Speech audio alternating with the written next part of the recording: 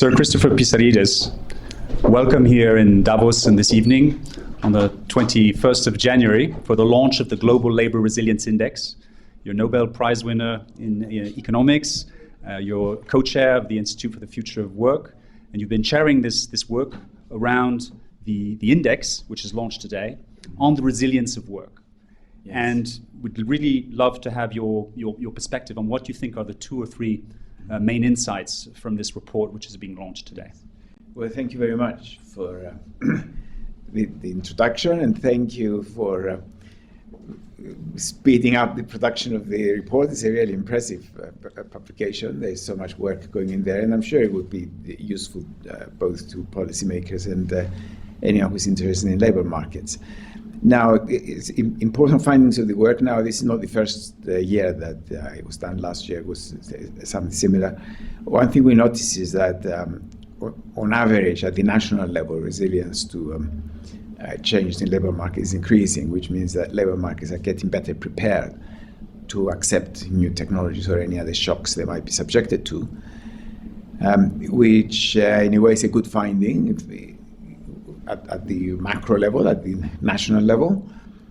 Then another finding that has attracted me, and I think there's a lot of work to be done there by policymakers and of course by us economists as well, to look at it deeper and say exactly why we see the results that we see, is that there are a lot of regional disparities and presumably occupational disparities, which we haven't had time to look at yet.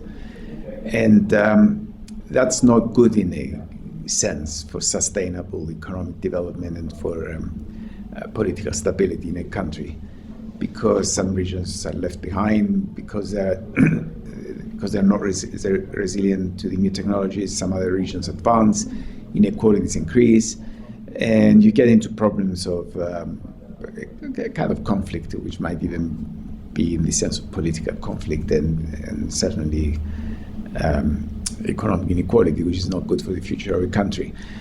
Now that calls for policy, because what we are discovering with the new technologies, the new digital technologies that are coming now into labor markets, is that they are disrupting markets in a way that economists didn't anticipate and didn't take into account when they were developing the workhorses of economic models, which is that disengage from markets, leave them alone, as little regulation as possible, and they're going to reach some equilibrium where everyone is better off.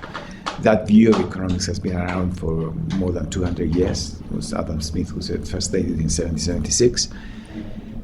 Obviously, there were exceptions. There have always been exceptions with all past technologies, and that's why government always had a role to play. But the market failures we are seeing now and the exceptions to those rules that we are seeing now, they are certainly of a different nature than before. I'm not sure if they're more devastating or not, but because we don't know about them, because we don't know how to deal about them, they're potentially more serious. And therefore, the resilience index is pointing in the direction that action needs to be taken. Very clear. Thank you. Could I ask you a few words maybe on one country, which is the United Kingdom? We did a special focus on the United Kingdom in the Global Labor Resilience Index together with the Institute for the Future of Work and White Shield Partners. United Kingdom is at the lowest level of unemployment it's been in 45 years, at 3.8%. And yet it's been declining in growth, and there's all the uncertainties related to Brexit. What's your take on how resilient this labor market is? Well, of course, the United Kingdom is, it presents a very unusual picture with the coming on of the new technologies.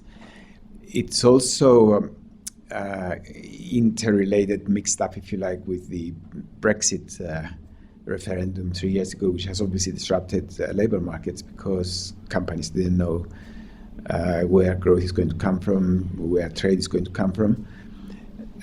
It coincided with the austerity policies of the coalition government beginning in 2010, which also caused problems in terms of investment mainly.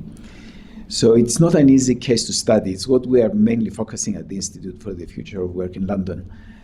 And we're finding out some things. There's obviously a lot more work to be done on employment, which is my special area of interest as well.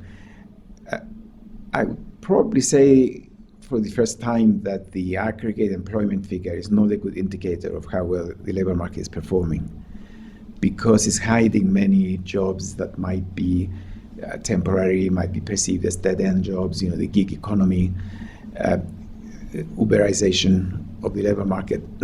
And those jobs are not well regulated yet.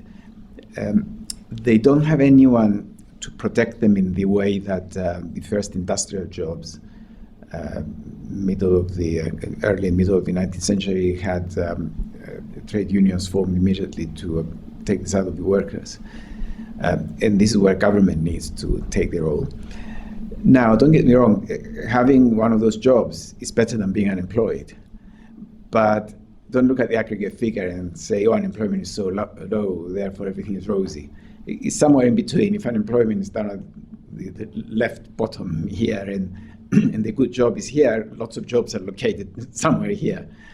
And therefore, we're focusing research, and I hope the Resilience Index would prove a useful tool there on how to develop good jobs and how to increase their productivity. Investment is desperately needed to help in that. It's not picking up very much. Public investment is needed in updating the infrastructure of the country. Of course, in some sense, people might say the Brexit uncertainty is over, but in fact, only one part of it is over, that the country is coming out of the European Union. We don't know what kind of agreement there's going to be after that. It could crash out without a trade agreement, which would be a complete disaster. Or it could, within 12 months, do the impossible and negotiate a wonderful trade agreement, and the country will take off after that, because the UK certainly depends on trade. Thank you. Thank you, Sir Christopher Pissarides. This was very insightful, and we continue to enjoy working with you in your contributions to labour resilience. Same here. We look forward to future collaborations.